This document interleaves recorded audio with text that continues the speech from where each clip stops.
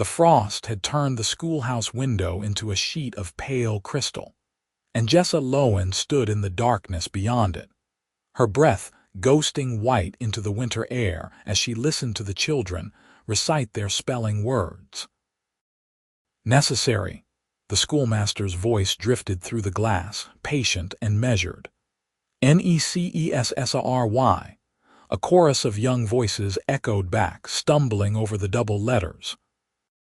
Jessa's lips moved silently, forming the shapes of the sounds, her thick fingers twitching at her sides as though holding an invisible pen.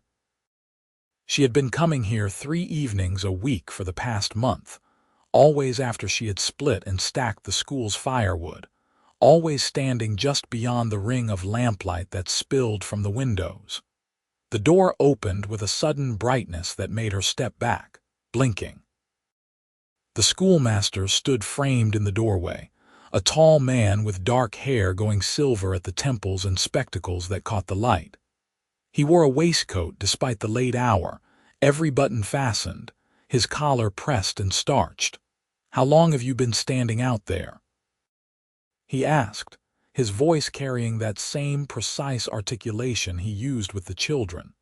Jessa's hand went automatically to the axe handle protruding from her belt, a nervous gesture she had carried since childhood. "Not long, Master Oakes. I was just finishing the wood stack." "The lesson ended 20 minutes ago." He stepped aside, gesturing into the warmth. "Come inside before you freeze." She shook her head, her dark braids swinging against her shoulder.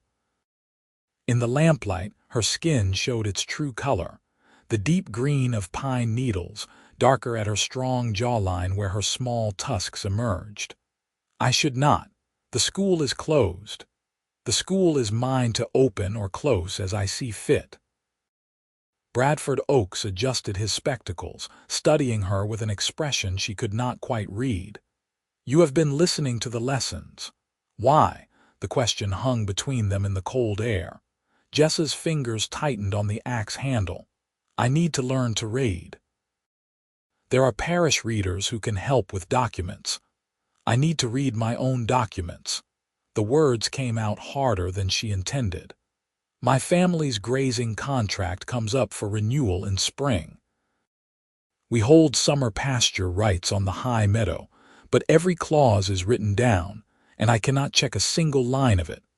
Last time, they changed the water access, and we did not know until our herd was dying of thirst halfway through the season." Bradford was quiet for a long moment. Then he stepped back further into the schoolhouse. "Come in, I will put the kettle on." "Master Oakes, it is too cold to have this conversation on the doorstep, and I will not shout our business across the yard." His tone left no room for argument, though it remained unfailingly polite. "Please." Jessa hesitated, then ducked through the doorway. She had to turn slightly sideways to fit her shoulders through, though the frame was generous enough. Inside, the schoolhouse held the lingering warmth of 30 children and a well-fed stove. Slates still sat on the benches, covered in crooked letters. The smell of chalk and lamp oil filled the single long room. Bradford moved to the small stove in the corner, filling a kettle from a jug. His movements were economical, practiced. "You cut our firewood." "You have been doing so since September." "Yes, sir. Your regular supplier, old Merrick, took sick. His daughter asked if I could take over the contract through winter." "You do excellent work. The pieces are uniform, the splits clean, better than Merrick's if I am being honest." He set the kettle on the stove. "I assumed you were simply efficient.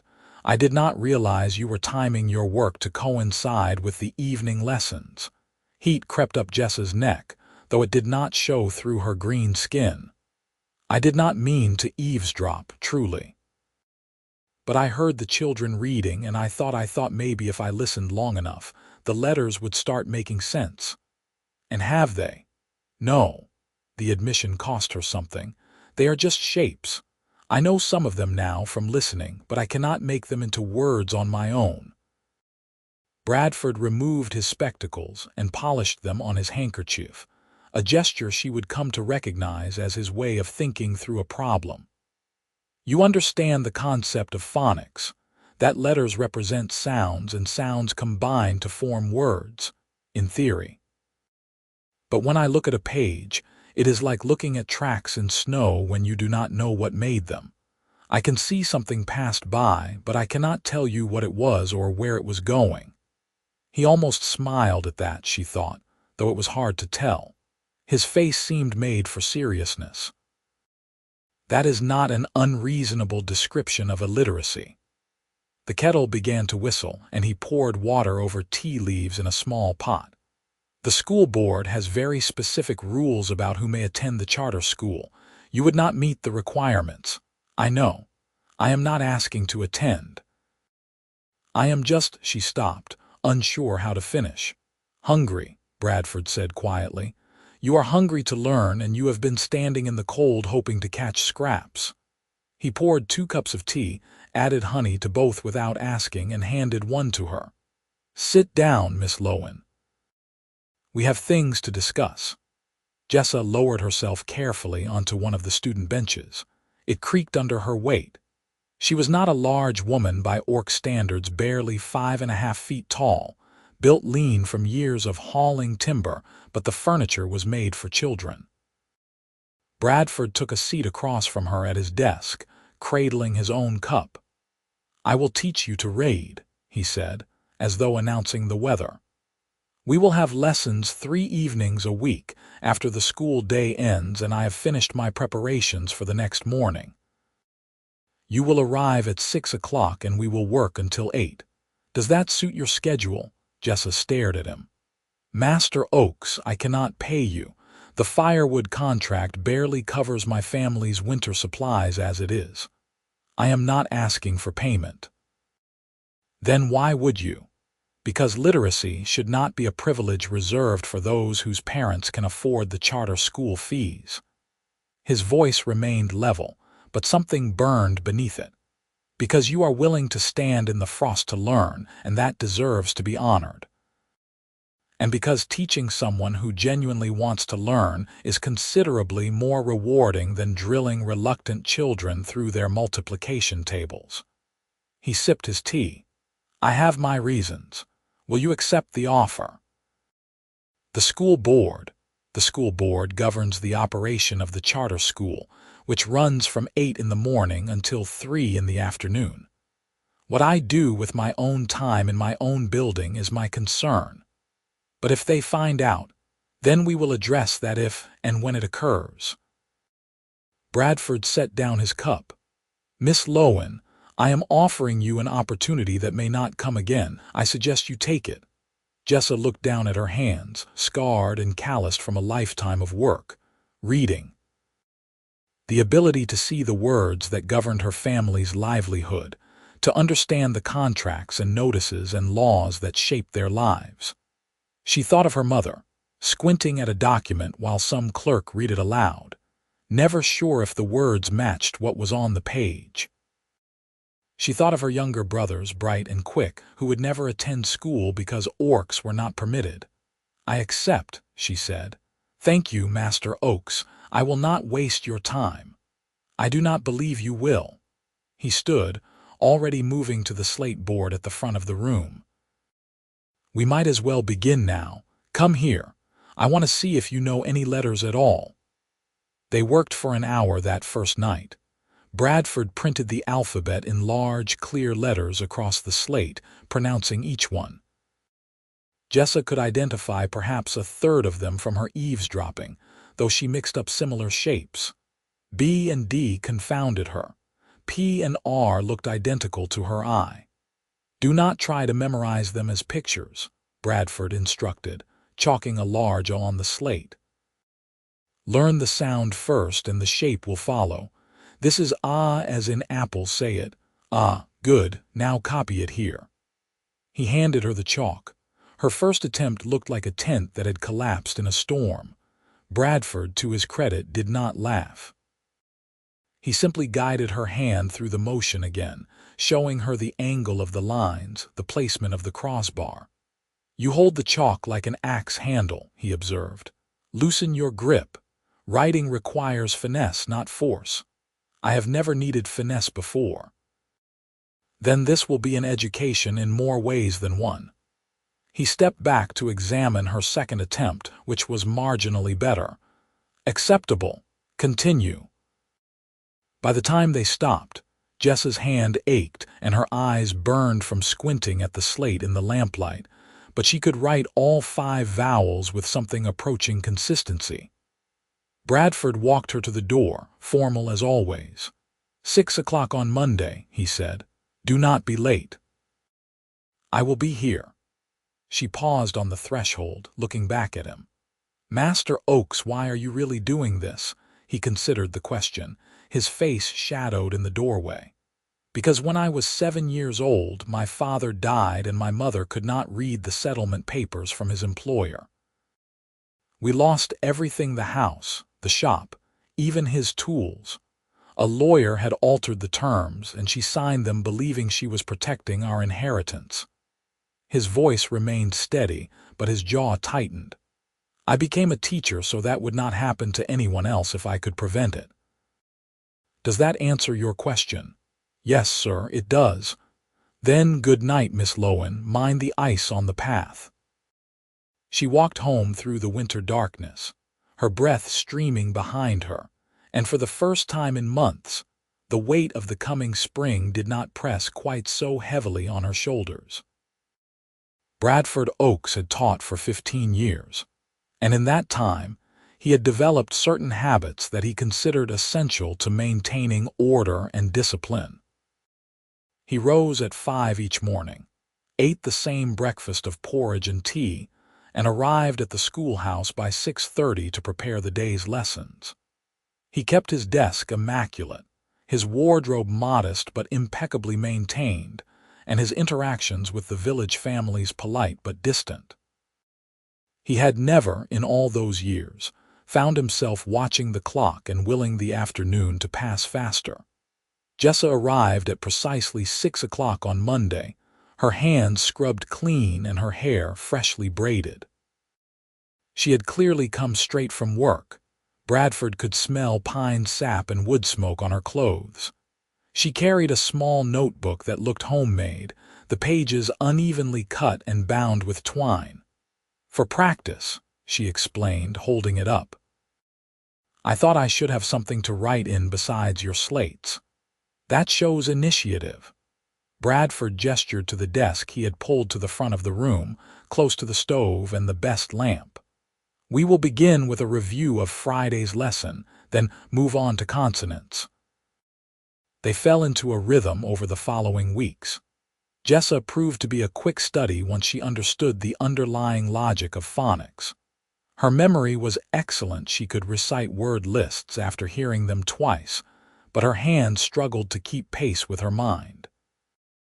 Writing remained laborious, each letter a small battle. You are thinking too hard, Bradford said one evening in late December, watching her form the word frost with agonizing care. Trust your hand. The motion should become automatic, easy for you to say. You have been writing since you were 5. 4, actually. My father believed in early education. He moved to stand beside her, observing her grip. May I? She nodded, and he reached down to adjust her fingers on the chalk, showing her how to let the tool rest in the natural curve of her hand rather than strangling it. His fingers brushed hers, and he was struck by how warm her skin was, how the green had undertones of gold in the lamplight. He stepped back quickly. Try again now.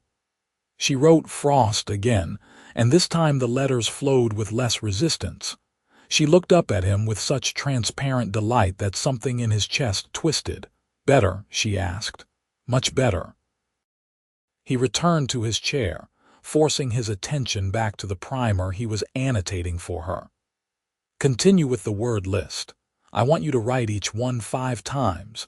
You are a hard taskmaster, Master Oakes. If you wanted easy instruction, you should have found a different teacher.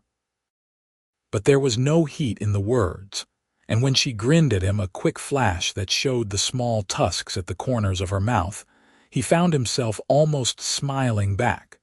The progress was measurable. By mid-January, Jessa could sound out simple sentences and write short passages without constant reference to her notes.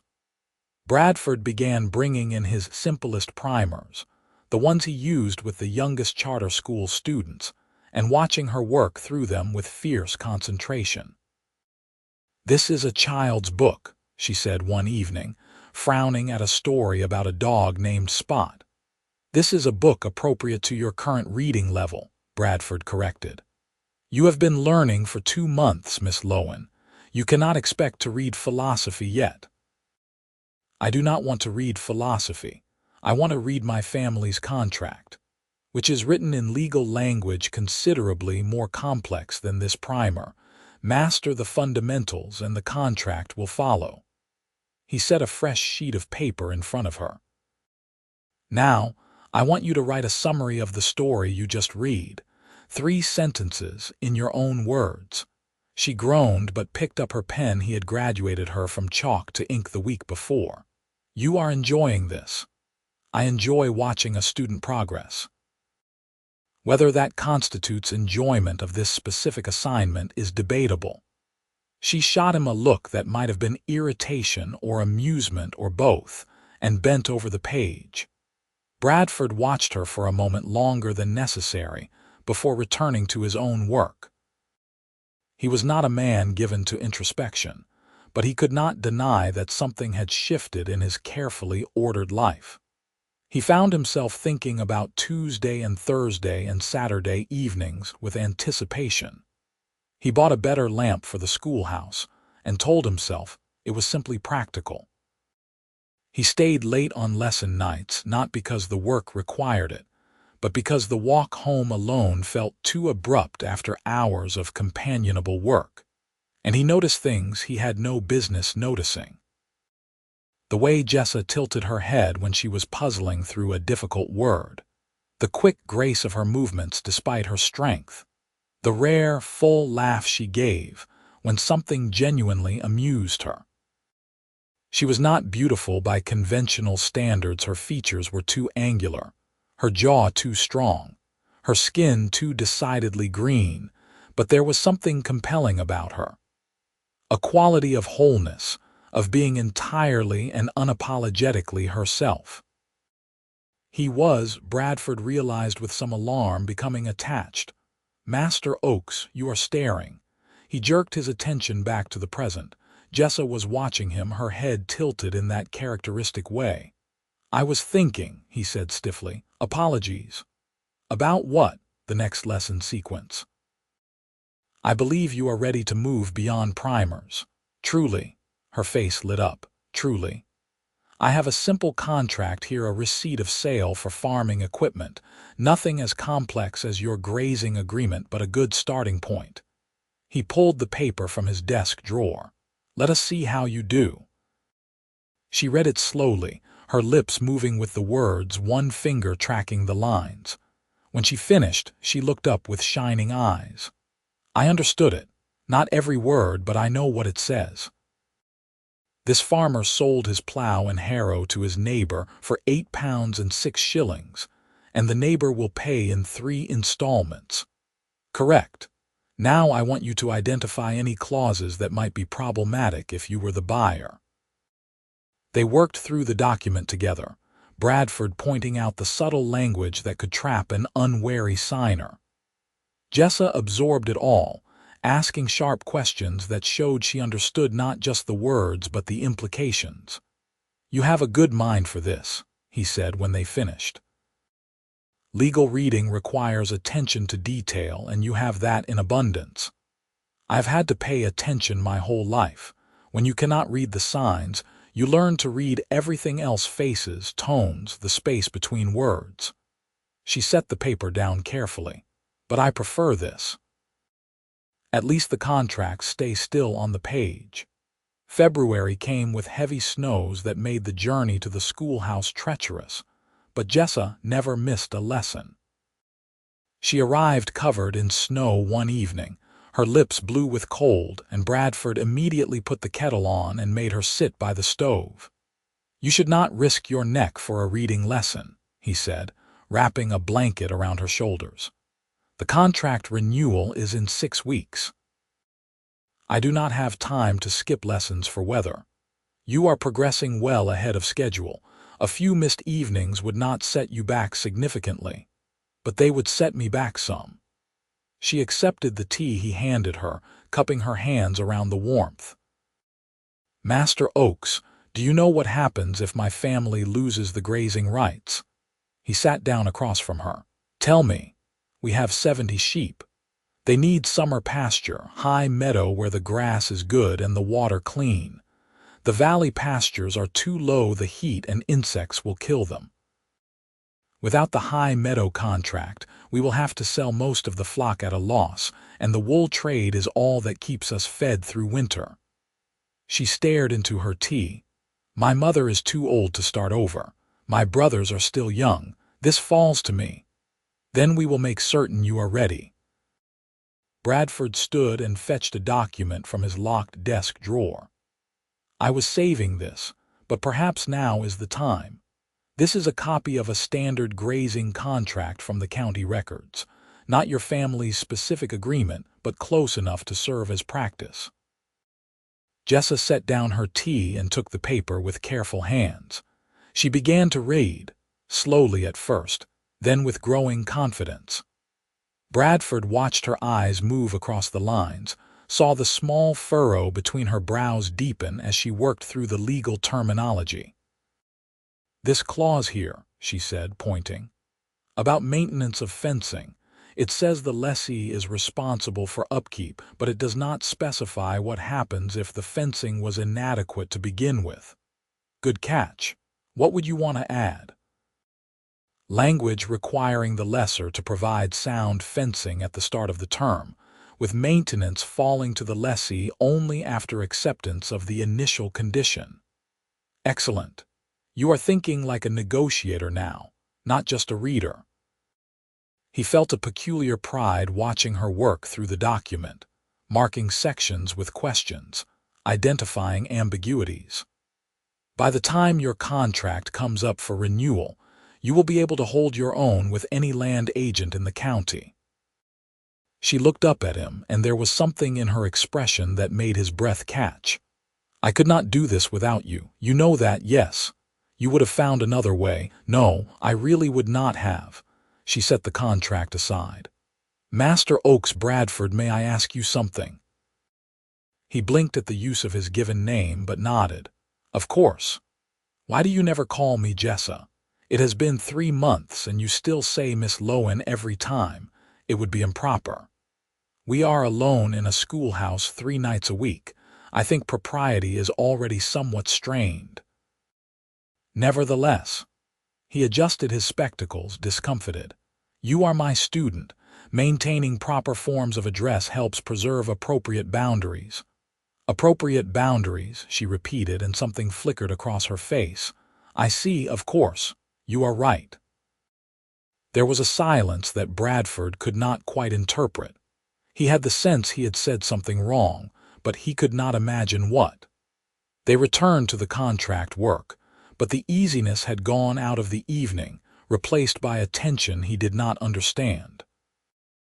March arrived with melting snow and the first hints of green in the forest.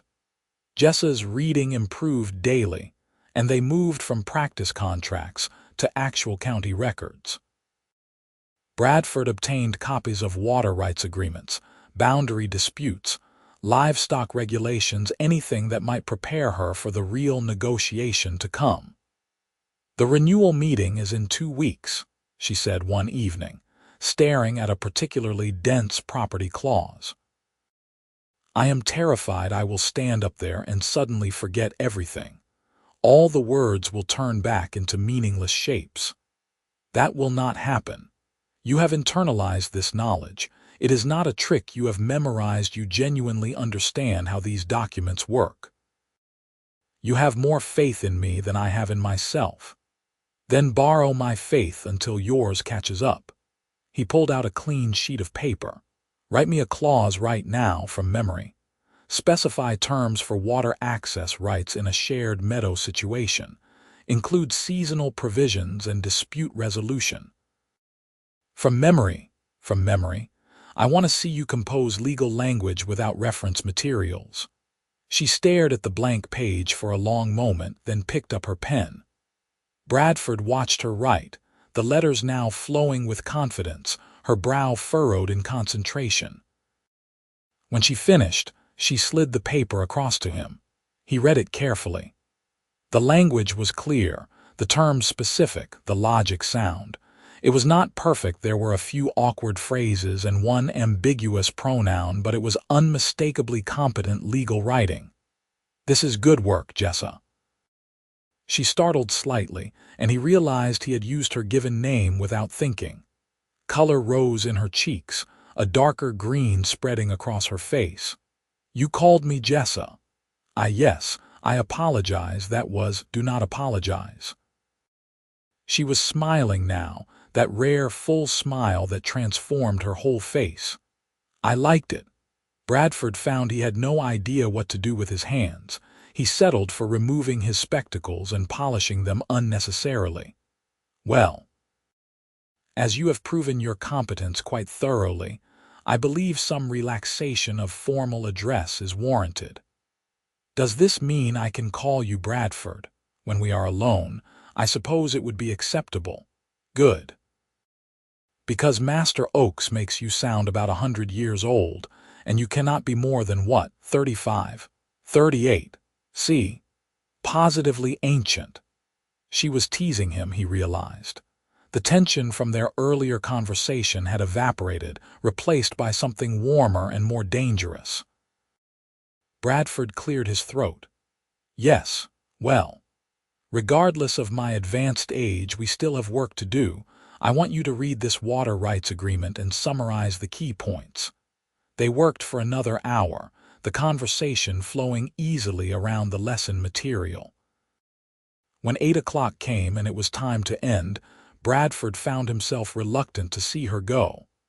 An idea had been forming in his mind for weeks, and tonight seemed like the right moment to voice it. Jessa, he said as she gathered her materials, I wonder if I might ask you something. Of course. The renewal meeting is on a Saturday, correct? Yes.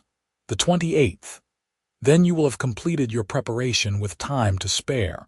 I thought perhaps that is, I wondered if you might. He stopped, frustrated by his own inarticulacy. This was ridiculous. He was a grown man, an educated professional, and he could barely string a sentence together. I would like to take you to supper, properly, at the inn. Jessa tilted her head, her expression puzzled. For another lesson? No, not for a lesson.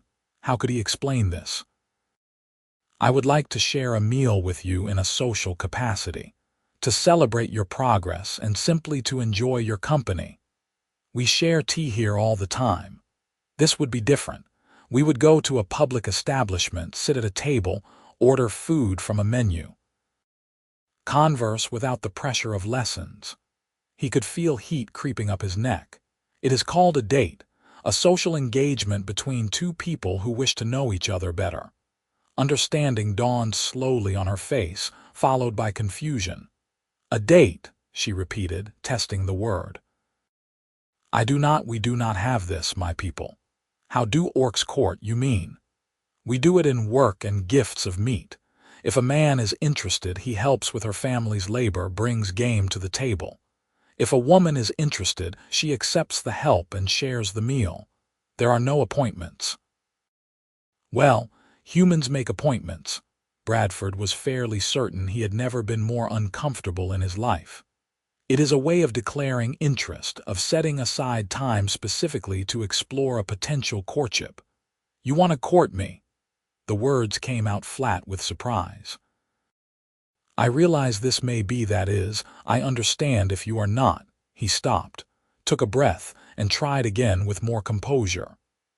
Yes, I would like to court you. I have come to value your company greatly, and I believe we suit each other in temperament and interests. If you do not share the feeling, I will not press the matter, and it will not affect your lessons. But I hoped you might give me the opportunity to take you to supper properly." Jessa was staring at him with an expression he could not read. The silence stretched out, agonizing, until Bradford was certain he had made a terrible mistake. Then she laughed. It was not a mocking laugh, but genuine amusement mixed with something that sounded like wonder. "Bradford Oakes, you are the strangest man I have ever met. I am aware the situation is unusual. You taught me to read because you believe everyone deserves education. You have spent 3 months helping me without asking for anything in return. You speak to me like I have a brain in my head, not like I am some curiosity to be managed. And now you are standing there, buttoned up to your collar, polishing your spectacles like they are weapons, asking formally if you may take me to supper." She was still smiling. "Yes, I would like that very much." Relief flooded through him so powerfully he had to sit down. "Truly, truly. Though you will have to teach me how this works. I have never been on a date." "That makes 2 of us," she blinked. "Never. I have been teaching in this village for 15 years. I keep to myself. The opportunity has not arisen and I have not sought it." He managed a small smile. "So we will be learning together. Then we should probably start with the basics. When is this supper? Would Friday suit you? I can make a reservation at the Timber's Rest. It is a respectable establishment, quiet with good food." "Friday," Jessa agreed. "What time?" 7 o'clock. "I can meet you there, or I could call for you at your home if you prefer." "You would walk all the way to the North Logging Road. That is 3 miles from the village." "It is proper for the gentleman to collect the lady," Bradford said, aware he sounded impossibly stiff and unable to help it. Jessa's smile softened. "Then I will be ready at 7. Should I wear anything particular?" "Whatever makes you comfortable. It is not a formal establishment," he paused, "though perhaps not your work clothes." "I do have other clothes, Bradford. I promise not to arrive covered in sawdust." They said good night at the door, and Bradford walked home through the March darkness with his heart beating entirely too fast. He had done it. He had asked, and she had said yes, and in 3 days he would take Jessa Lowen to supper at the village inn. It occurred to him, as he unlocked his cottage door, that he had no idea how to actually conduct a date. But he would approach it the same way he approached everything else, with thorough preparation and careful attention to detail. Surely it could not be that difficult. Friday arrived with unseasonable warmth that turned the roads to mud and filled the air with the scent of awakening earth. Bradford changed his shirt 3 times before settling on the original choice, lectured himself sternly about maintaining composure, and set out for the North Logging Road at 6:30. The Lowen family lived in a timber cottage set back from the main road, smoke rising from the chimney into the twilight. Bradford had never been here before, and he approached the door with some trepidation. An older orc woman answered his knock, her green skin lined with age, her eyes sharp. "You must be the schoolmaster," she said without preamble. "Jessa said you would be coming." "Bradford Oakes, yes. I am here I am taking Jessa to supper." "So she told me. First time anyone has made an appointment to spend time with my daughter." There was amusement in her voice, but also assessment. "You have been teaching her?" "Yes, madam. She reads to me now in the evenings. Anything she can find, seed catalogs, the almanac, her brother's schoolwork. She reads until her voice gives out." The older woman stepped back from the door. "Come in. She is almost ready." Bradford entered a warm, cluttered space that smelled of cooking and wool. 2 young orc boys looked up from a game of cards at the table, their eyes going wide. "Are you really taking Jessa on a date?" the younger one asked. "Hush, Davin," their mother said. "Mind your manners." Jessa emerged from a back room and Bradford's breath caught. She wore a simple dress in dark blue wool, clean and pressed, her hair braided and pinned up off her neck. She had the same strong features, the same green skin and small tusks, but there was something different about seeing her outside the context of the schoolhouse. She looked nervous, he realized. It was oddly reassuring to know he was not the only one. "You are very punctual," she said. "I believe in being on time." He offered his arm, remembered she might not know that custom, and felt foolish, but she took his elbow anyway, her grip firm. "Do not stay out too late," her mother called after them. "And you, schoolmaster, mind you treat her right." "I intend to, madam." They walked back toward the village in the gathering dusk. Bradford was acutely aware of Jessa's hand on his arm, the warmth of her through his coat sleeve. "Your family seems nice," he offered. "My mother is terrifying when she wants to be. You are lucky she likes you." "How do you know she likes me?" "Because she did not ask about your intentions or threaten to set my brothers on you if you proved ungentlemanly." Jessa glanced at him sidelong. "Also, I have been talking about you for 3 months straight." She was probably relieved to discover you were real and not some figment I invented to explain where I was going 3 nights a week. Bradford felt heat rise in his face. "You talked about me, of course. You are my teacher. I told her about the lessons, the things I was learning." She paused. "I may also have mentioned that you were kind and patient, and that you had very nice handwriting." "You like my handwriting? It is extremely neat. I appreciate neat handwriting." They arrived at the Timber's Rest as full dark settled over the village. The inn was a solid building of timber and stone, light spilling from its windows, the sound of conversation and clinking dishes drifting out. Bradford held the door for Jessa, and they stepped into warmth and noise. The effect was immediate and unpleasant. Conversation stopped mid-word. Every head in the common room turned to stare at them, or more specifically, at Jessa. Bradford felt her hand tighten on his arm. The innkeeper, a broad man named Thomas Pritchard, approached with a smile that did not quite reach his eyes. "Master Oakes, a table for 1, for 2, please." "I have a reservation." Pritchard's gaze flicked to Jessa, then back. "I am afraid there has been some confusion. We generally do not serve. You generally do not serve paying customers." Bradford kept his voice level, but something in his tone made the innkeeper pause. "How unusual. I was under the impression this was a public establishment." "Of course, Master Oakes, but you must understand." "I understand I have a reservation for 7 o'clock and it is now 5 past. I would appreciate being shown to our table." A long silence followed. Bradford could feel the weight of every eye in the room. Beside him, Jessa stood very still, her face carefully blank. Finally, Pritchard nodded stiffly. "This way." He led them to a table in the far corner, as far from the other diners as possible. Bradford pulled out Jessa's chair with deliberate courtesy, then sat across from her. The innkeeper handed them menus and retreated. "We can leave," Jessa said quietly. "If this is going to cause you trouble, we are staying." Bradford opened his menu.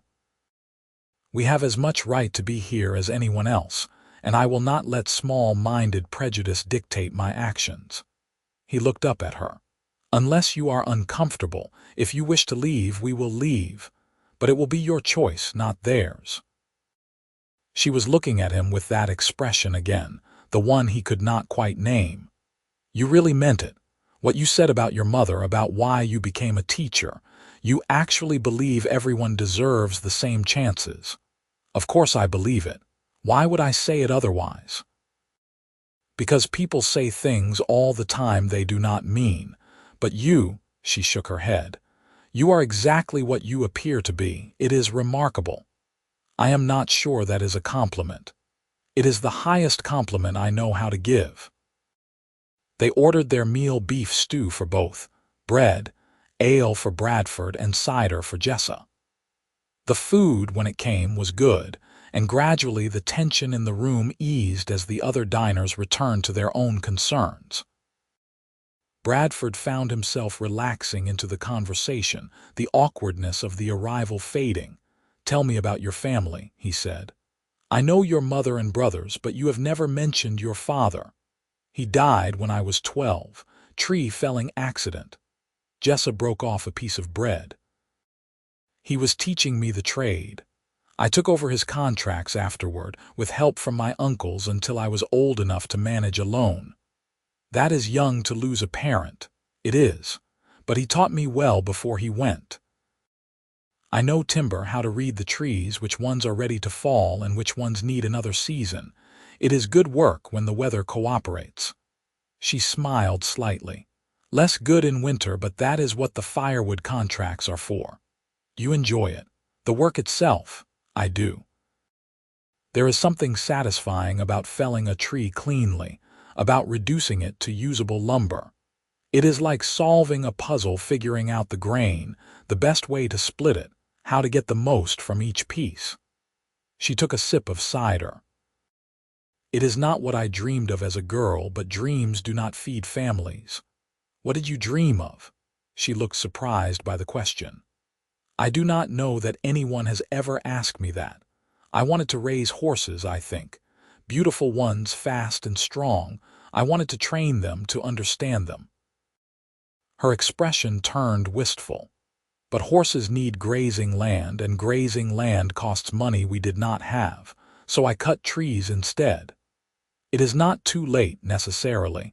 If your family secures the meadow contract, you would have grazing land. For sheep, not horses. And I am needed in the timber trade. My brothers are too young, my mother too old." She shrugged. "It is what it is." Bradford wanted to tell her that she could still have her dreams, that she did not have to sacrifice everything for her family's needs. But he knew the reality of their world, the narrow paths available to people without wealth or connections. So instead he asked, "What would you name them? Your horses, if you had them?" She blinked, then laughed. "You know, I never thought that far ahead. Something strong, I suppose. Nothing flowery. Maybe names from old stories, heroes and warriors. Thunder, lightning, storm, too obvious. But you have the right idea." She leaned forward, her eyes bright. "What about you? Did you always want to be a teacher?" "No, I wanted to be a lawyer, actually. To work with documents and arguments, to help people navigate the law." He smiled ruefully. "But law requires years of expensive education, and after my father died, we had nothing. Teaching was something I could do with the learning I had, and it turned out I was good at it." "You are very good at it. You make complicated things clear. I never felt stupid in your lessons, even when I struggled." "Because you are not stupid. You are intelligent, determined, and capable. The fact that you never had the opportunity to learn to read before now is a failure of society, not a reflection on you." The conversation flowed on through the meal, ranging from the practical to the philosophical. Bradford found himself talking more freely than he had in years, sharing opinions and observations he normally kept to himself. Jessa listened with genuine interest, asked thoughtful questions, challenged him when she disagreed. Dessert arrived, apple tart with cream, and Jessa looked at it with delight. "I have not had proper pastry in months," she said. "My mother makes good bread, but tarts are beyond our sugar budget." "Then you must have as much as you like." She ate with obvious pleasure, and Bradford watched her with a warmth in his chest that had nothing to do with the meal. This was what he had wanted to see her, relaxed and happy, to spend time together without the structure of lessons, to simply enjoy each other's presence. When they finished, Bradford paid the bill under Pritchard's watchful eye and escorted Jessa out into the night. The air had turned cold again, and she shivered slightly. Without thinking, he shrugged out of his coat and draped it over her shoulders. "You will freeze," she protested. "I will be fine. It is not a long walk." They set off toward the north road, moving slowly. Bradford was in no hurry to end the evening. The stars were brilliant overhead and the mud had frozen enough to make walking easier. "Thank you," Jessa said after a while, "for supper. For making them give us a table, for all of it. You do not need to thank me. I wanted to do this. I know. That is what makes it worth thanking you for." She pulled his coat tighter around her shoulders. "I have never felt like this before, like someone sees me and likes what they see." Bradford stopped walking. They were halfway to her home, standing in the middle of the empty road with moonlight silvering the world around them. "Jessa, I more than like what I see." "Do you?" "Yes." He took a breath. "You are strong and clever and determined. You care deeply for your family. You work harder than anyone I have ever met. You learn with a hunger that reminds me why I became a teacher in the first place. You make me laugh, which almost no one does. And when you smile, truly smile, it is like watching the sun come out." She was staring at him, her eyes wide. "Bradford, I am not good at this," he continued, the words tumbling out now. "I am formal and stiff, and I do not know how to be charming. But I want you to know that this evening has been one of the best of my life, and I very much hope you will permit me to take you to supper again." Jessa reached up and took his face between her hands, her palms warm against his cheeks. "You foolish, wonderful man," she said softly. "You do not need to be charming, you just need to be you." She kissed him. It was brief, tentative, as uncertain as everything else about this strange courtship. But when she pulled back, Bradford felt as though the world had tilted on its axis. Is that acceptable?" Jessa asked. "In human courtship, it is more than acceptable," Bradford managed. "It is traditional, expected even after a successful date. Good." She was smiling that brilliant smile. "Then I will definitely permit you to take me to supper again." They walked the rest of the way to her home hand in hand. And Bradford felt 15 years younger, as though he had somehow stepped outside the careful boundaries of his life into something entirely new. When they reached her door, he kissed her properly this time, taking his time about it, and she responded with a warmth that sent heat through his entire body despite the cold. "Good night, Jessa." "Good night, Bradford. I will see you tomorrow evening for my lesson." "Actually," he said, "I was thinking we might take tomorrow evening off. You have been working very hard and you deserve a rest. But the contract meeting is still more than a week away and you are more than ready. Take the evening to yourself. Read for pleasure instead of study." She laughed. "I do not know that I remember how to do that. Then it is definitely time you learned. Good night, Jessa." He walked home through the freezing night without his coat, but he barely felt the cold. His mind was full of green eyes and calloused hands and the sound of her laughter.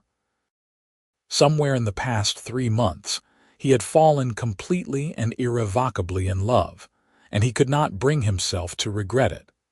The next week passed in a haze of lessons and stolen moments. They maintained the propriety of their teacher-student relationship during the scheduled evenings, but Bradford found excuses to see her at other times. He appeared at the schoolhouse woodshed to discuss a passage she had questions about. She stopped by during her firewood deliveries with an interpretation of a legal clause she wanted to verify.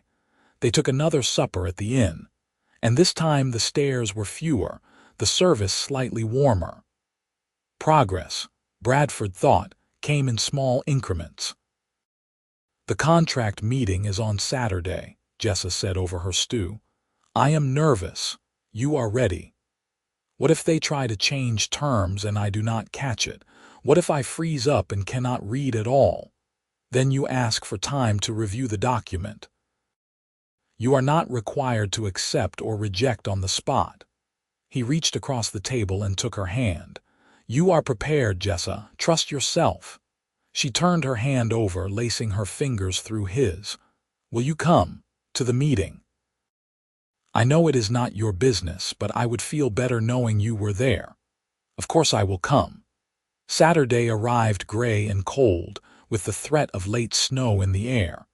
The contract meeting was held in the county office, a stone building in the village center. Bradford arrived early and found a seat in the back of the small room. The land agent, a thin man named Cassidy, sat behind a desk covered in papers. Jessa arrived with her mother and her uncle, a large orc man who looked like he could uproot trees with his bare hands.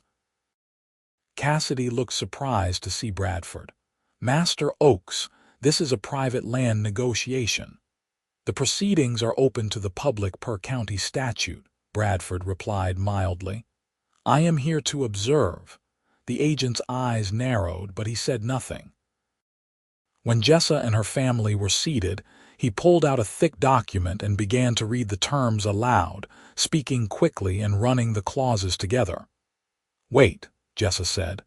"Please read that last section again." Cassidy looked annoyed. "As I said, the water access points are defined as, 'May I see the document?' That is not generally. The lessee has the right to review all terms before signing," Bradford said from the back of the room. "County Code, Section 12, Subsection 4. Cassidy shot him a dark look, but handed the contract to Jessa. She bent over it, reading carefully, her finger tracking the lines. Bradford watched her with pride. This was the moment everything had been leading to. "This is not the same as our current contract," Jessa said after a long silence. "The water access section has been changed. We currently have rights to the North Spring and the creek access at the eastern boundary. This version only mentions the creek. The spring is being rerouted for village use," Cassidy said smoothly. "The creek access is sufficient. Not for a flock of 70 sheep in high summer. The creek runs low by July. The spring is essential." She looked up. "If you remove the spring access, you need to reduce the grazing fee proportionally. The fee is set. Then the water access stays as written in the current contract." Cassidy's face hardened. "Miss Lowen, I am trying to be accommodating, but the village council has made certain decisions about water allocation. If you cannot accept the new terms, perhaps your family should consider reducing your flock size.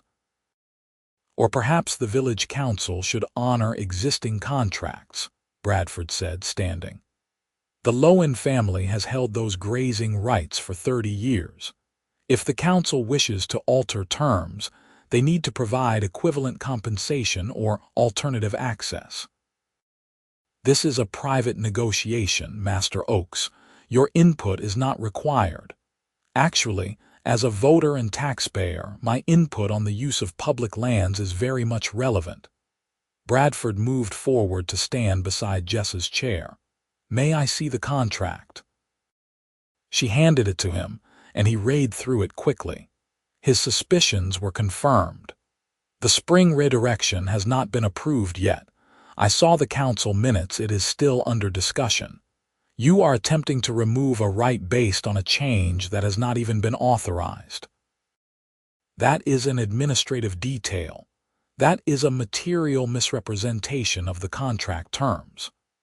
Bradford set the document on the desk. "I suggest you amend this to match the current water access language, or Miss Lowen and her family will take this matter to the County Review Board." Cassidy glared at both of them, but he pulled out a pen. "Fine.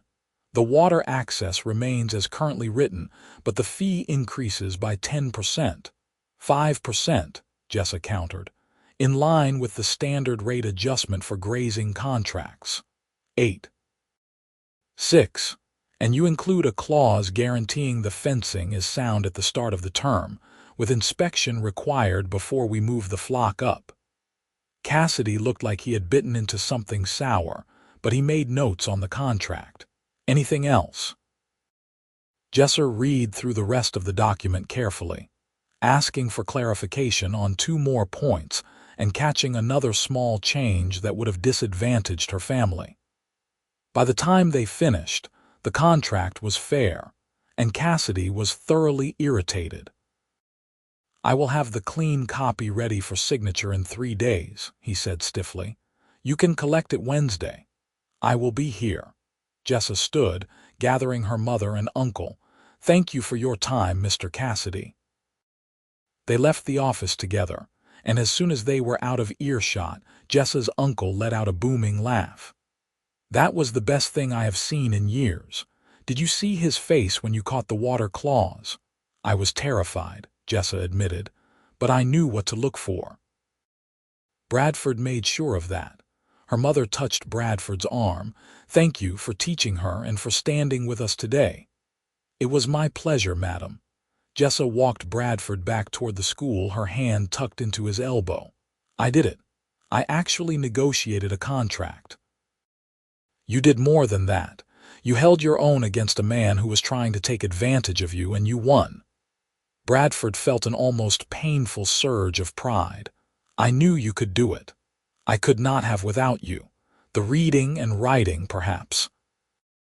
But the courage and the determination, those were all yours. They stopped outside the schoolhouse, and Jessa turned to face him fully. Bradford, I need to tell you something. His heart sank. Here it came the speech about how grateful she was, but now that the lessons were done, there was no reason to continue seeing each other. He braced himself. I love you, she said. Bradford stared at her. You what? I love you. I have been trying to figure out when it happened, but I do not think it was a single moment. It was all the moments. The way you treat me like I have a mind worth teaching. The way you stood up for me at the inn and again today at the contract office. The way you polish your spectacles when you are thinking. The way you look at me like I am something precious. She took a breath. I know it has only been a few months and maybe it is too soon to say, but I am not good at hiding what I feel, so I am telling you. I love you, Bradford Oakes, and I want to keep courting you properly for as long as you will have me.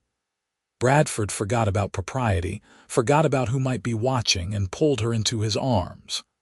I love you too, he said into her hair.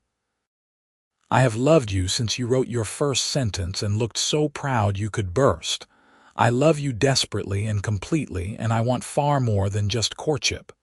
She pulled back to look at him. What do you want? Everything. Marriage, a life together, waking up next to you every morning and falling asleep beside you every night. I want to teach you 1,000 more things and learn 1,000 things from you. I want to build something real and lasting. He cupped her face in his hands. I know it is fast and I know there will be difficulties, but I have never been more certain of anything. Jessa was smiling through tears. Yes, I have not even asked yet, then ask. Bradford laughed, the sound surprising even himself. Jessa Lowen, will you marry me? Yes. 1,000 times yes. They kissed in the street in broad daylight, and Bradford did not care who saw. He was going to marry this brilliant, stubborn, wonderful woman, and everything else could sort itself out afterward. It was a week later when the school board called an emergency meeting, and Bradford received a summons to attend. He arrived at the board office to find 5 stern-faced men seated behind a long table. Richard Collier, the board chairman, gestured to a chair. Sit down, Master Oakes. Bradford sat, keeping his expression neutral. We have received complaints, Collier began, about your conduct. Multiple witnesses report that you have been seen in the company of an orc woman, eating at the public inn, conducting yourself in a manner suggesting romantic involvement. That is accurate. Jessa Lowen and I are engaged to be married. The board members exchanged glances. Collier's face hardened. We also have reports that you have been providing private instruction to this woman, using school facilities to teach someone who has no right to be here. I have been providing evening tutoring in my own time. The charter school operates from 8 in the morning to 3 in the afternoon. What I do outside those hours is my own business. The schoolhouse is not your personal property, Mr. Oakes. It belongs to this board, and it is designated for the use of charter students only. The charter specifically prohibits the admission of orcs. During school hours, Bradford said evenly, I have not admitted any orc to the charter school. I have simply offered private tutoring to an individual who sought education. There is no statute prohibiting that. There is a statute protecting the character and standards of this institution. This came from Edmund Voss, a narrow-faced man who owned the village mill. Your association with this woman reflects poorly on the school and undermines the trust parents place in us.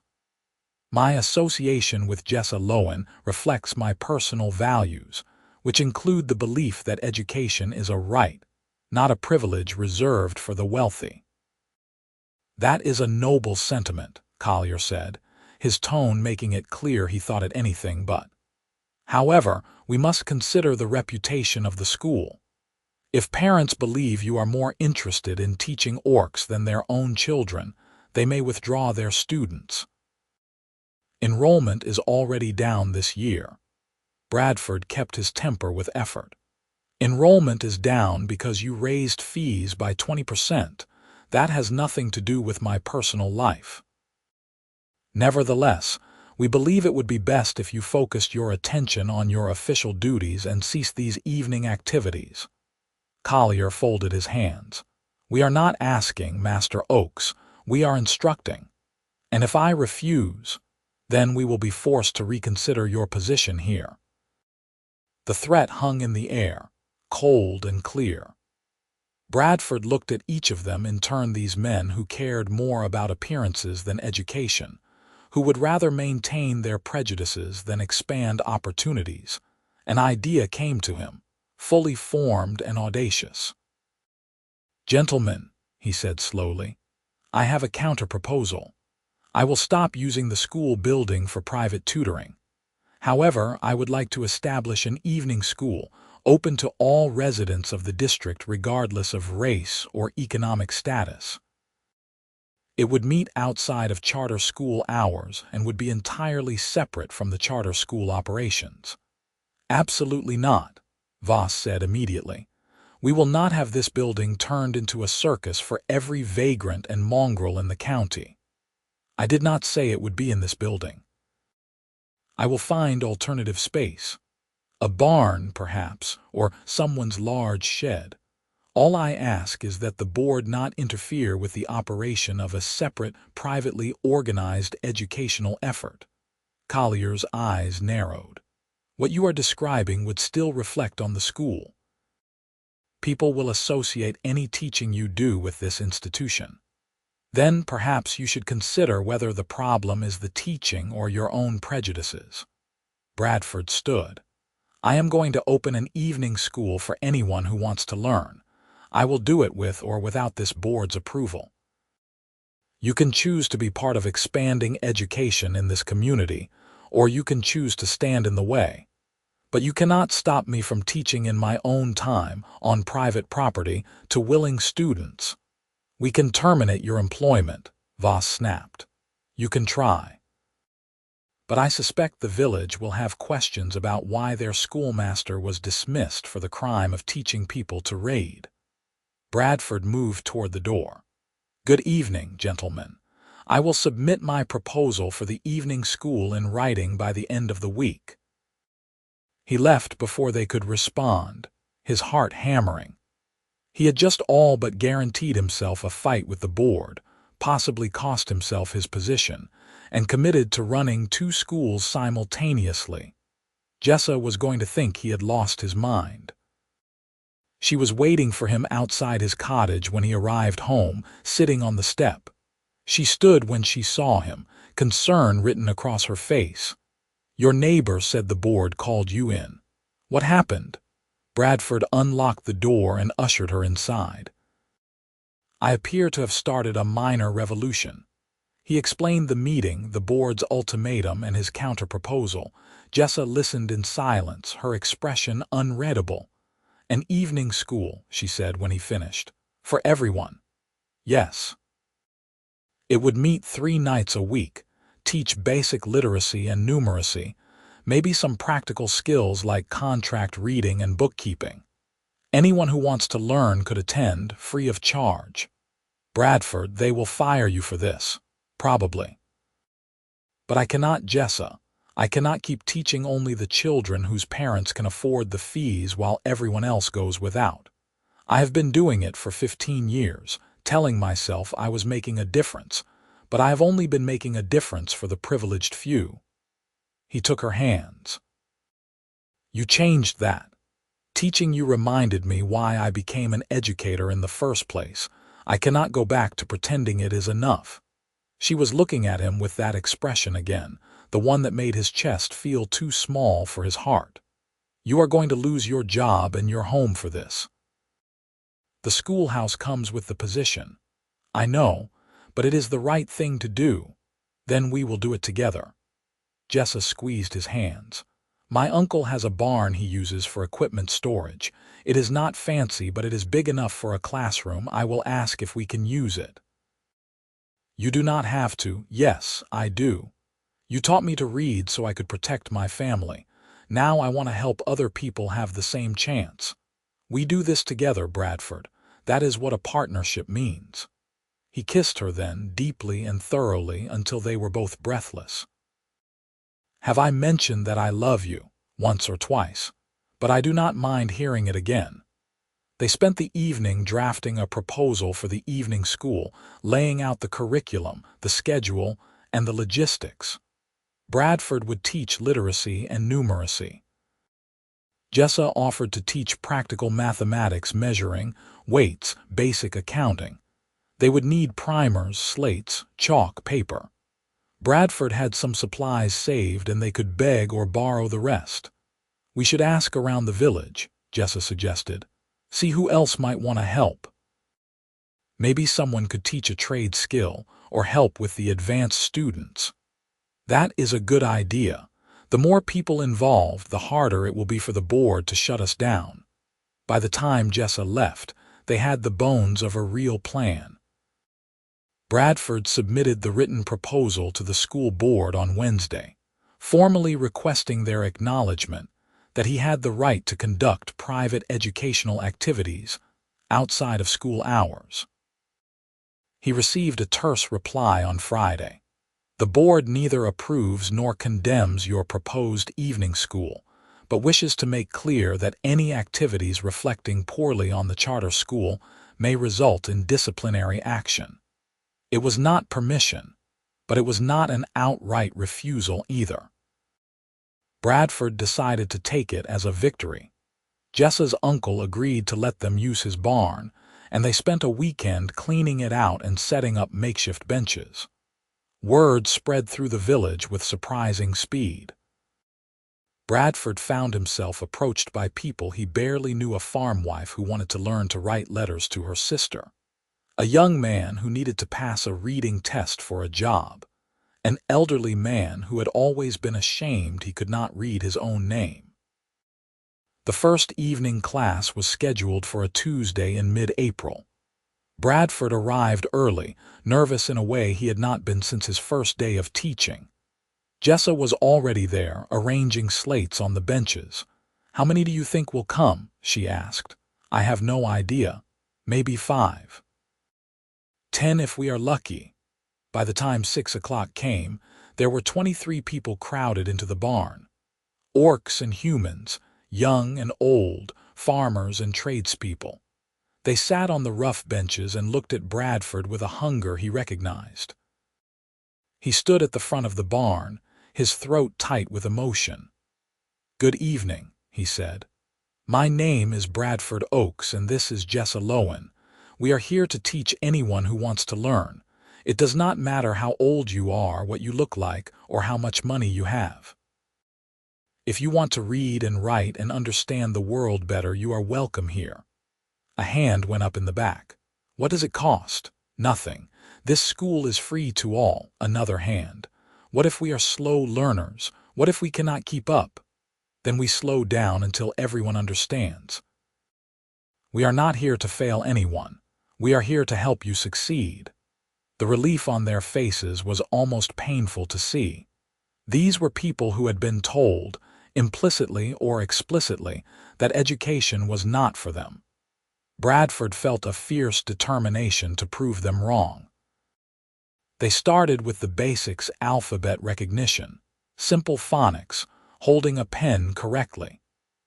Jessa moved through the room helping where needed, her own experience as a recent learner making her patient with others' struggles.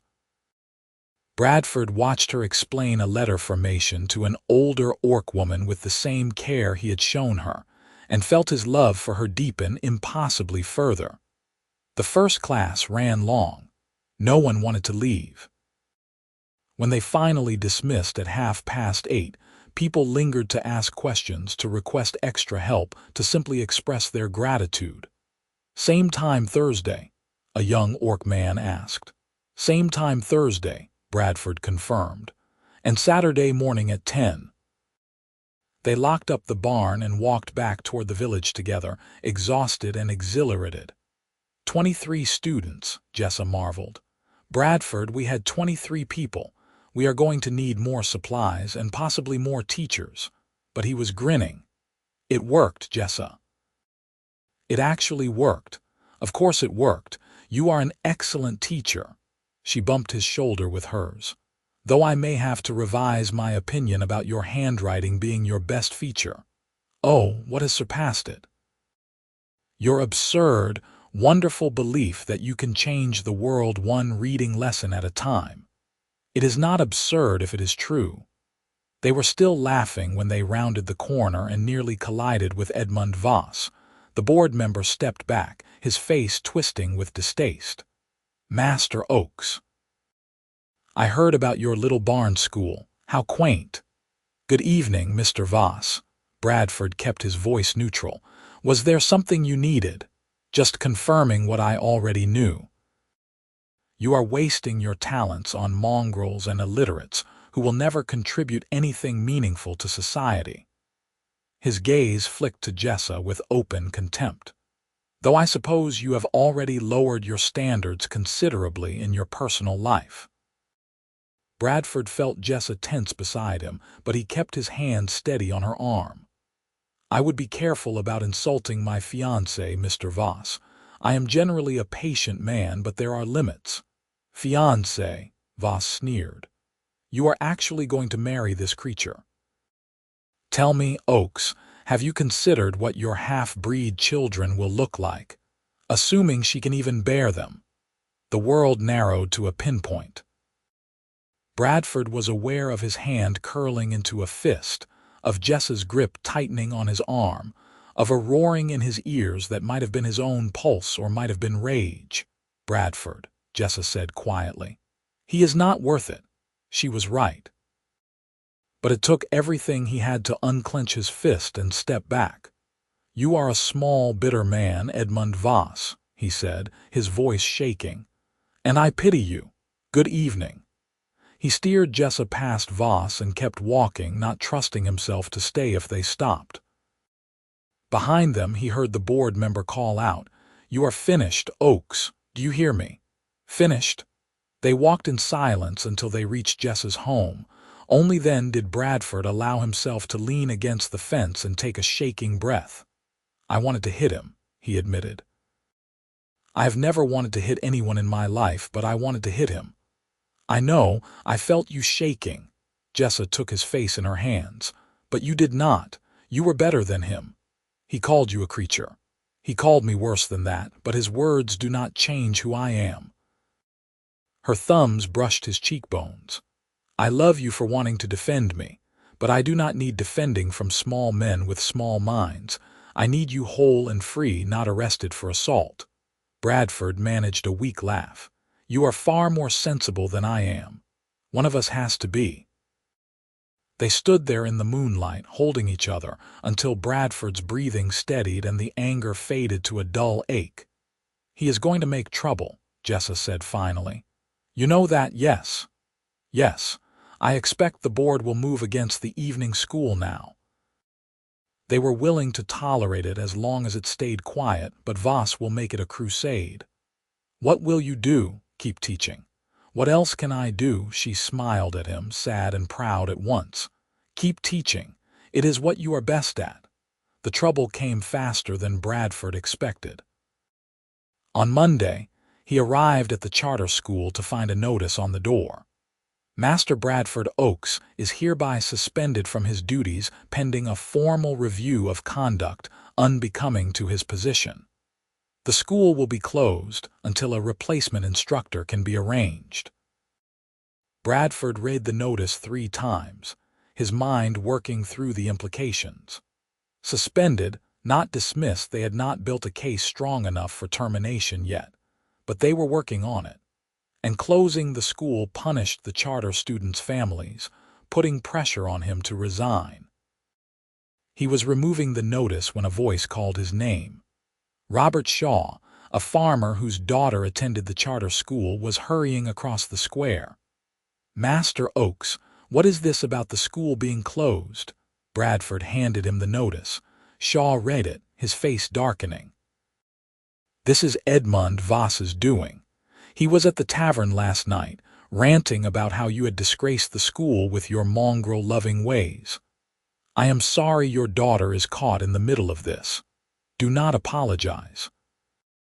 My girl has learned more from you in 1 year than she did in 3 years with the previous teacher." Shaw handed back the notice. "There are others who feel the same. We pay good money for the charter school and we want you teaching it, not some replacement they pull out of desperation. I appreciate that, but the board has the authority to suspend me. The board answers to the district inspector. When is his next visit?" Bradford thought back to the schedule. "Late May. He comes twice a year to review operations. Then we make sure he hears about this. Voss may control the board, but the inspector answers to the county, and the county cares about results. Your students perform well, yes. Generally, yes. Test scores have been consistently high. Then we document that. We get statements from parents. We make it clear that this suspension is about personal vendetta, not professional failure." Shaw clapped him on the shoulder. "You did not ask for this fight, Master Oakes, but you have got allies. Let us help." Word of Bradford's suspension spread through the village like wildfire. The evening school met that night with 40 students instead of 23 people, came out of solidarity as much as desire to learn. Bradford taught with a desperation born of uncertainty, aware that each class might be his last. On Wednesday, Jessa's uncle received a visit from Edmund Voss and 2 other men. They informed him that the barn was being used for unauthorized commercial activity and presented him with a notice to cease operations or face tax penalties. "He laughed in their faces," Jessa reported to Bradford. "Told them it was his barn and he would use it as he saw fit. But Bradford, they are going after anyone who supports us. They will keep escalating." "I know." Bradford rubbed his eyes beneath his spectacles. "Maybe I should stop, find a different way." "You do not mean that." "I do not want to bring trouble down on everyone who has helped us."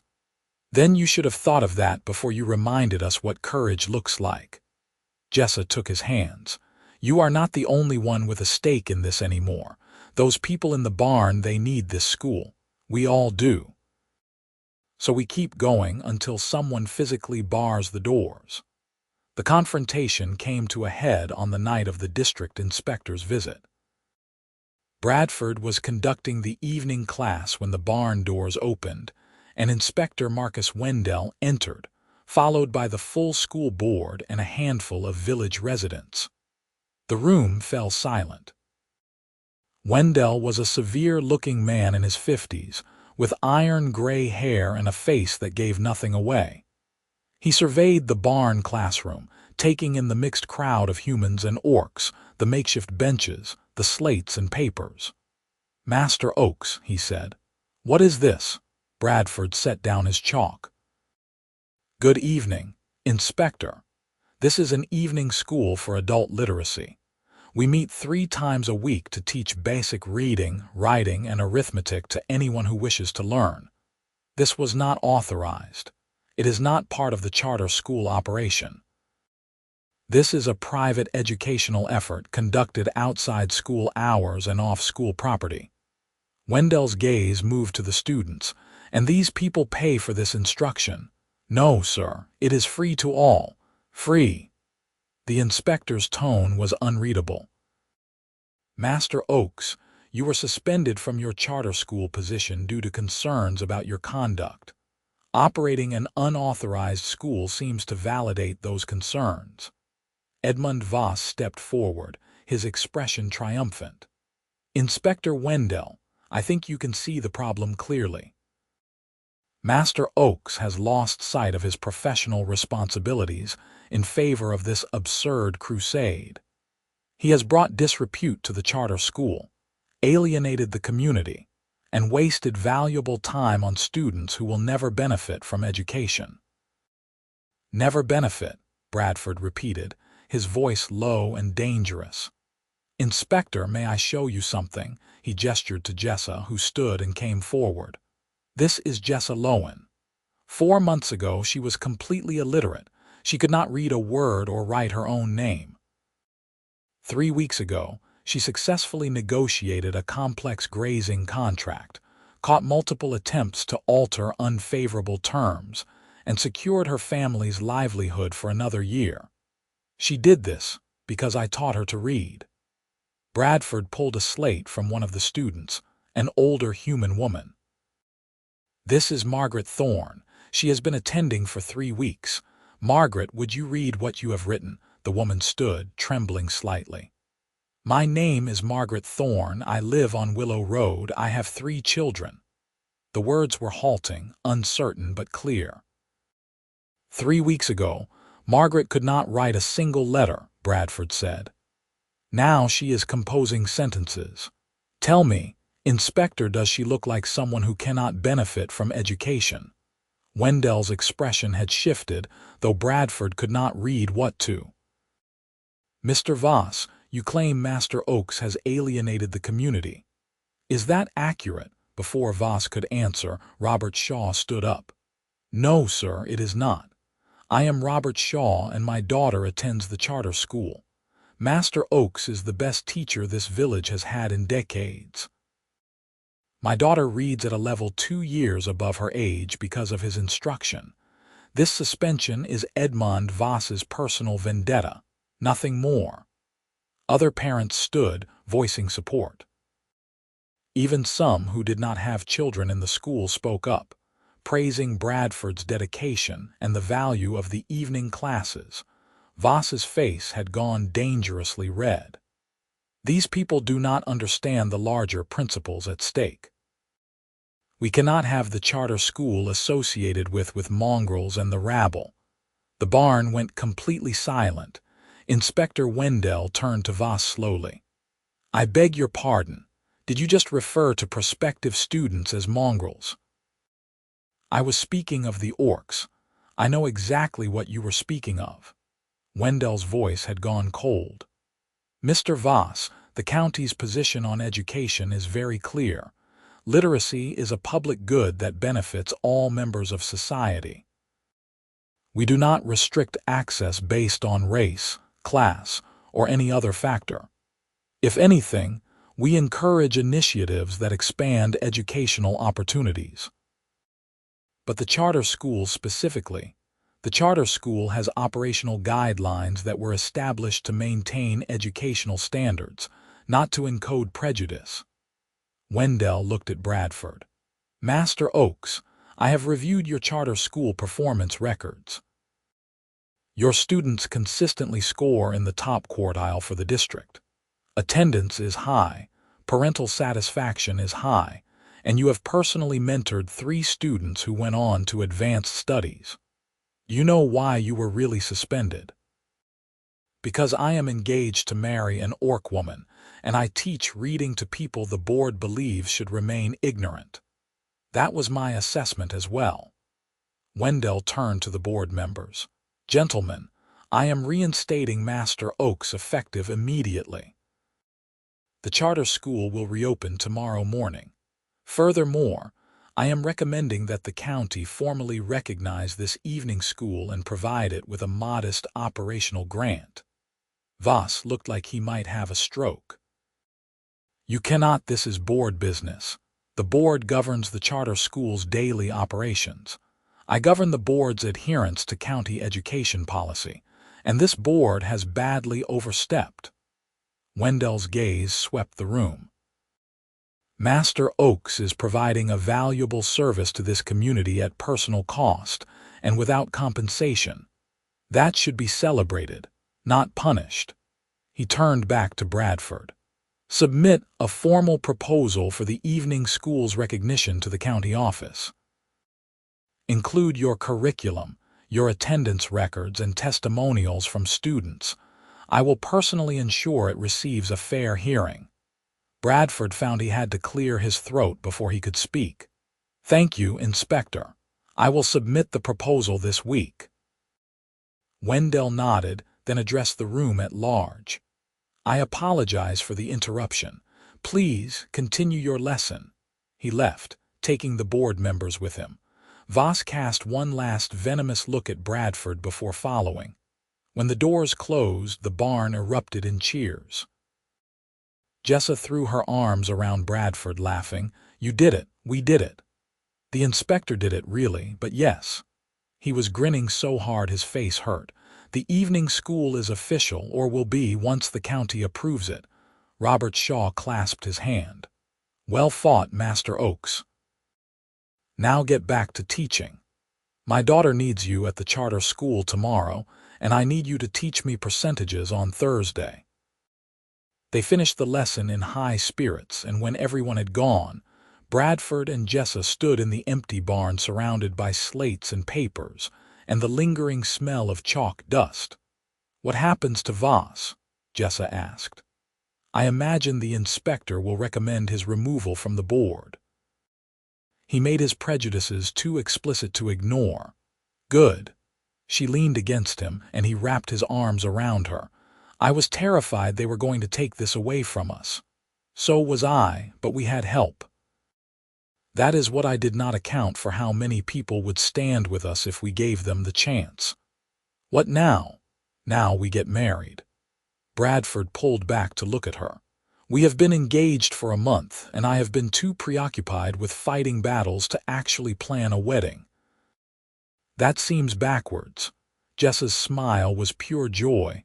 When were you thinking? As soon as possible, unless you want something elaborate. I want to be your wife. Everything else is just details. She paused. Though I would like my family there. And it should be somewhere that means something to us. Bradford thought of the schoolhouse, the barn, the village square, all places that had become meaningful over the past months. But another location rose to the forefront. What about the high meadow? Your family's summer grazing land. We could have the ceremony there. You would marry me on a sheep pasture. I would marry you anywhere. But it seems right somehow. That is the land you fought for, the contract you learned to read. It is where your family's future is secure. It feels like the right place to start our future. She kissed him, deep and sweet. You strange, wonderful man. Yes, let us get married on the high meadow. They set the date for mid-June, after the charter school year ended and the sheep had been moved up to summer pasture. Bradford submitted his proposal for the evening school and received the county's approval 3 weeks later, along with a grant that would cover basic supplies and a small stipend for instructors. Edmund Voss was removed from the school board following a formal complaint about his conduct. A new board member was elected, Margaret Thorne's husband, a carpenter who believed strongly in expanded access to education. The charter school year ended with excellent test scores and a waiting list for the next term. Bradford spent his summer teaching at the evening school, planning his wedding, and falling more deeply in love with his fiancée every day. June arrived with perfect weather, warm days and cool nights. The high meadow lush with grass and wildflowers. Jessa's family moved the sheep up the first week of the month, and Bradford made the long trek up the mountain trail to see the land that had started everything. The meadow was beautiful, a broad expanse of green ringed by dark pines, a clear stream running through the middle. The sheep dotted the slopes like clouds. Jessa's family had set up their summer camp near the tree-lined canvas tents, cook fires, pens for lambing. "What do you think?" Jessa asked, watching his face. "I think it is perfect." Bradford looked around at the mountains rising beyond the meadow, the huge sky, the clean silence broken only by sheep bells and wind. "I can see why your family fought for this. It is our whole world every summer. We live up here from June to September, moving the flock as the grass requires, shearing in July, breeding in August." She took his hand. "I want to share it with you, all of it." They were married on the summer solstice, the longest day of the year. Jessa wore a simple dress in deep green, with wildflowers woven into her hair. Bradford wore his best suit, waistcoat buttoned despite the warmth, because some formality felt appropriate. Her family was there, her mother weeping openly, her brothers trying to look solemn and failing, her uncles and aunts and cousins filling the meadow with laughter and music. Bradford's friends from the village made the climb. Robert Shaw and his family, Margaret Thorne, the new board chairman, a dozen of his students from both schools. The ceremony itself was a blend of human and orc traditions. A village elder spoke about partnership and commitment. Jessa's uncle performed a binding ritual that involved clasped hands and a circle of stones. They exchanged vows in their own words, standing in the center of the meadow with the mountains as witnesses. "I promise to teach you everything I know," Bradford said, his voice steady despite the emotion welling in his chest. "And to learn everything you can teach me. I promise to stand with you, fight for you, build a life with you. I promise to love you utterly for as long as I live." Jessa's tusks showed when she smiled. "I promise to challenge you, support you, drive you slightly crazy with my stubbornness. I promise to work beside you, dream with you, grow old with you. I promise to love you fiercely, for as long as I draw breath." They kissed as husband and wife, and the meadow erupted in cheers. The celebration lasted until well after dark. There was music and dancing, food cooked over open fires, toasts and blessings and laughter. Bradford danced with his wife under the stars, moving to music he barely understood but feeling its rhythm in his bones. Later, when the party had quieted and people had drifted off to their tents and bedrolls, Bradford and Jessa sat by the fire and watched the embers glow. "Happy?" she asked. "Impossibly so." He laced his fingers through hers. "I keep thinking about how close we came to never meeting. If you had not started listening outside the schoolhouse window, if I had sent you away that first night instead of inviting you in, if we had let the board intimidate us. But none of those things happened. We found each other, we fought for what mattered, and now we are here." She rested her head on his shoulder. "I do not believe in fate, but I believe in this. You and me, building something good." They spent their wedding night in a tent under the stars, surrounded by the sound of sheep and wind and the quiet breathing of Jessa's family in nearby shelters. It was not romantic in any conventional sense, but it was perfect. It was real. Bradford returned to the village the following week to prepare for the summer term of the evening school, but he spent every weekend making the trek up to the high meadow. The commute was exhausting, but he would not miss a moment of this first summer with his wife. September came and the sheep were driven back down to the valley. Bradford and Jessa moved into a small cottage they had rented on the edge of the village, 2 rooms, a good stove, space for a garden. It was modest, but it was theirs. The charter school year began with full enrollment. The evening school continued to grow, adding a second session to accommodate demand. Bradford hired 2 additional instructors, Margaret Thorne's husband, to teach carpentry mathematics, and an older Orc man named Gareth to teach practical literacy. Jessa took over the timber contracts full-time now that her brothers were old enough to help, but she still taught at the evening school twice a week. Bradford watched her work with students who reminded him of her just a year ago, hungry to learn, uncertain of their own capability, and felt his heart swell with pride. Life settled into a comfortable rhythm. Morning classes at the charter school, evening sessions at the barn, weekends spent working on the cottage or helping Jessa's family prepare for the next season. They were busy constantly, but it was a good kind of busy, purposeful. In late October, Jessa came home from a firewood delivery looking thoughtful. Bradford was grading papers at their small table and he looked up when she entered. "You have that expression," he said. "The one that means you are planning something." "I was thinking," she said, hanging up her coat. The evening school has been so successful. More than 40 regular students now, and people keep asking about advanced classes. What if we expanded? Expanded how? What if we taught more than just literacy? We could offer practical skills, trade mathematics, contract law, basic accounting. Things that help people improve their situations. She sat down across from him. "You could teach the academic subjects. I could coordinate the practical ones, bring in instructors from different trades. We could make it a real community school." Bradford set down his pen. "That is ambitious." "Is it too ambitious?" "No, I think it is brilliant." His mind was already racing with possibilities. "We would need more space, more funding, a formal structure. We could apply for a larger county grant, and my uncle said the barn is ours for as long as we need it. We could build an addition if necessary."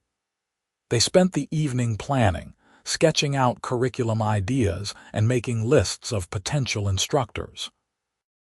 By the time they went to bed, they had the outline of something genuinely transformative, not just a literacy program, but a comprehensive adult education initiative.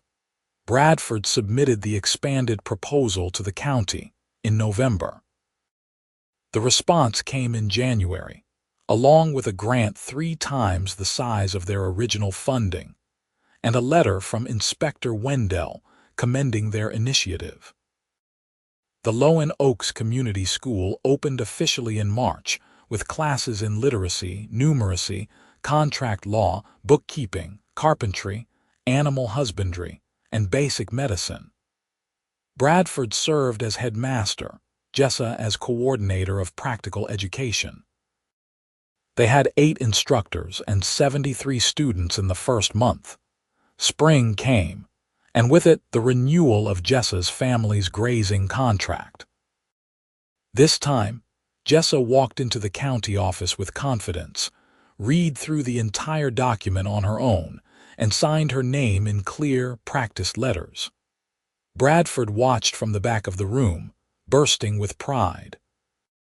That summer, they made their annual trip to the high meadow for the sheep migration.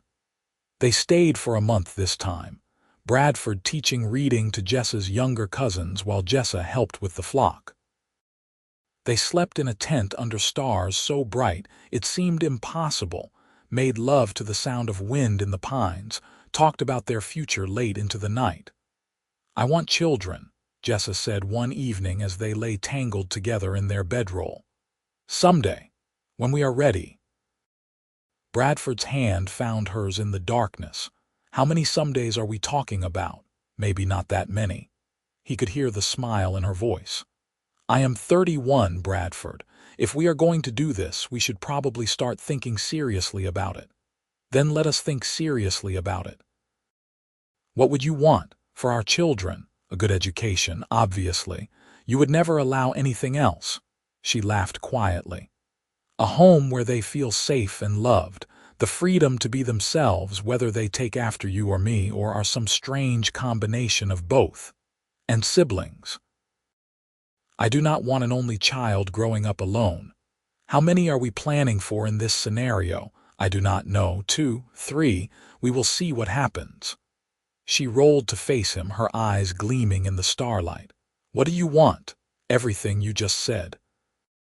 And maybe to teach them that the world can be better than it is, that it is worth fighting to make it better. He kissed her softly.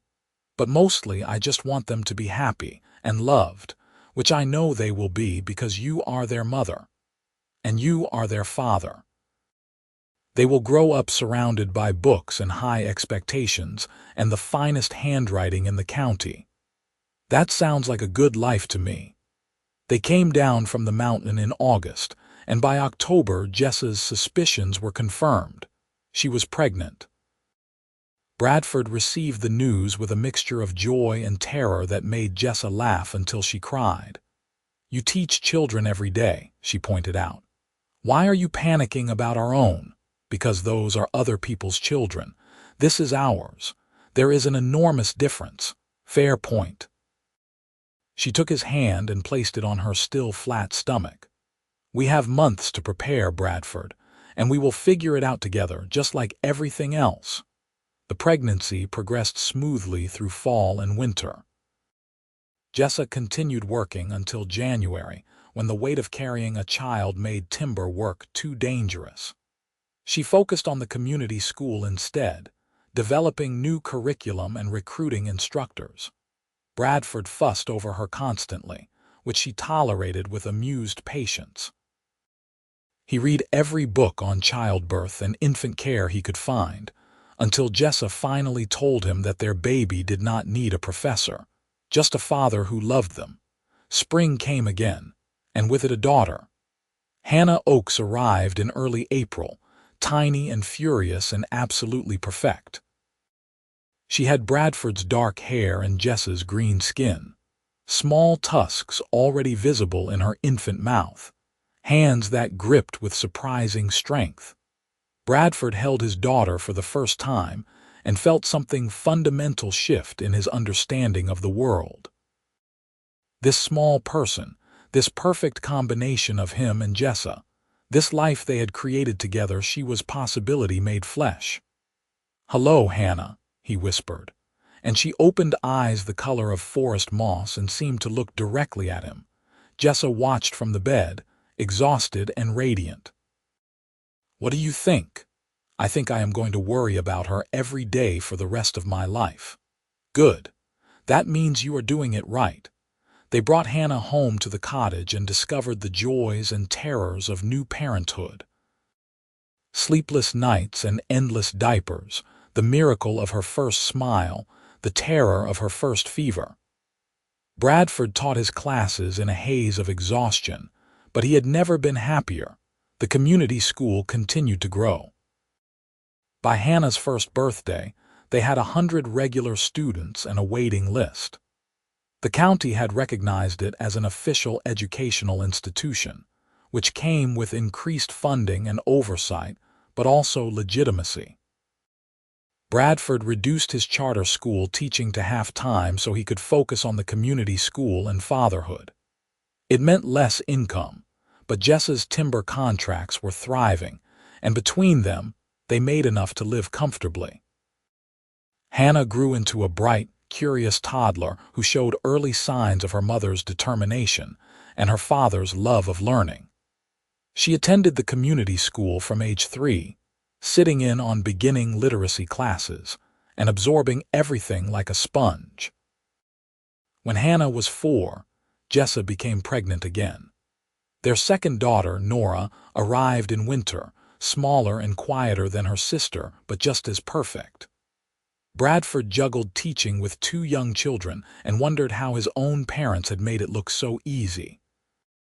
They probably did not make it look easy, Jessa pointed out as she nursed Nora while simultaneously helping Hannah with her letters. You just do not remember the chaos because you were the child, not the parent. This is definitely chaos, the best kind of chaos. The years flowed past in a blur of lessons and diapers, school programs and summer migrations to the high meadow. Hannah learned to read at 5 and was composing stories by 6.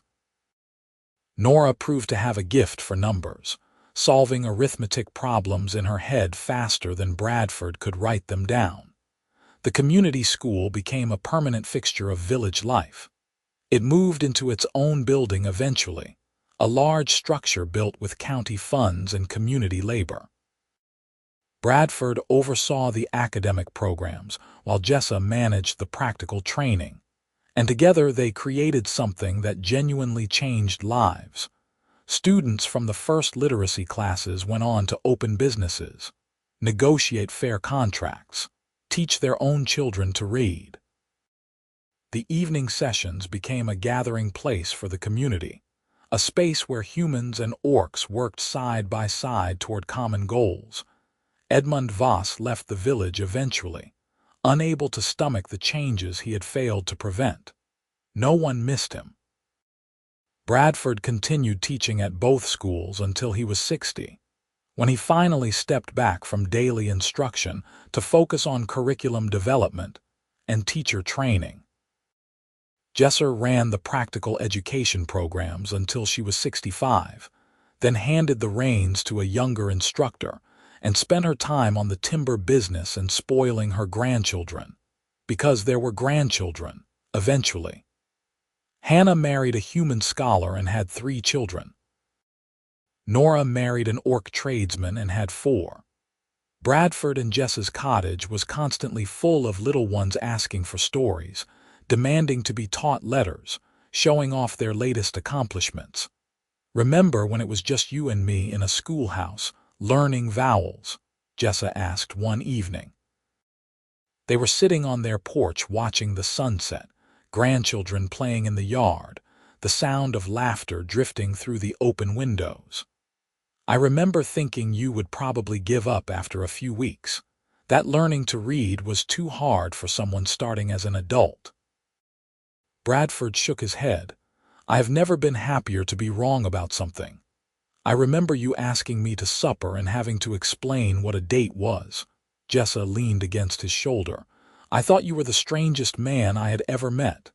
And now I know you are the strangest man I have ever met, but also the best, the one who saw me as something more than what the world told me I could be." She laced her fingers through his, their hands showing the wear of age and work but fitting together as perfectly as ever. "Thank you for that. For everything." Bradford kissed her temple, breathing in the familiar scent of her hair. "Thank you for standing outside that schoolhouse window, for being brave enough to ask for what you wanted, for building this life with me." They sat in comfortable silence as the sun sank below the mountains, painting the sky in shades of gold and rose. Inside, one of the grandchildren was reading aloud to the others, stumbling over the words but persistent. Another life hungry to learn, another mind opening to possibility. Bradford thought about the path that had led them here from that first frost-covered evening when a strange orc woman stood listening at his window, to this moment surrounded by family and laughter and love. Every choice, every risk, every moment of courage had built toward this. "I would do it all again," he said quietly. "Every moment, every fight, every difficult choice, all of it to end up exactly here." Jessa squeezed his hand. "So would I, in a heartbeat." The grandchildren called for them then, demanding their attention for some urgent childish matter. Bradford and Jessa stood together, still moving as a team after 40 years of marriage, and went to see what the fuss was about. The evening deepened into night, and the cottage filled with warmth and noise and life. Somewhere in the village, the community school stood ready for the next day's classes. Somewhere in the mountains, sheep grazed on the summer pasture Jessa had fought so hard to secure. And in this small home at the edge of the village, 2 people who had found each other against all odds continued building the life they had dreamed of, one ordinary, extraordinary day at a time. It was not a fairy tale. There were still hardships, still moments of doubt and difficulty. But there was also love, fierce and lasting. There was purpose, work that mattered. There were children and grandchildren, a legacy that would outlive them both. And there was this, the simple, profound fact that a human man and an orc woman had chosen each other, fought for each other, and built something beautiful together. In a world that had tried to tell them they did not belong together, they had proved otherwise. Not with grand gestures or dramatic proclamations, but with the steady, patient work of building a life. That was enough. That was more than enough. That was everything. Years later, long after Bradford and Jessa had passed peacefully in their shared bed within days of each other, the community school still stood. It bore their names now: the Bradford Oakes Academy for Community Education. Students of every background walked through its doors, learned to read and write and think critically, went out into the world armed with knowledge and opportunity. And sometimes, on quiet evenings, if you stood outside the windows and listened carefully, you could almost hear an echo of that first lesson. Two voices working through the alphabet together, one patient and precise, the other hungry and determined. The beginning of everything that came after.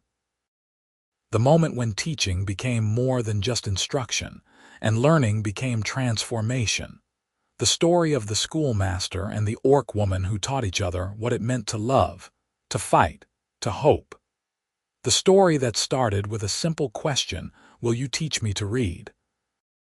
and grew into a legacy that would shape their community for generations.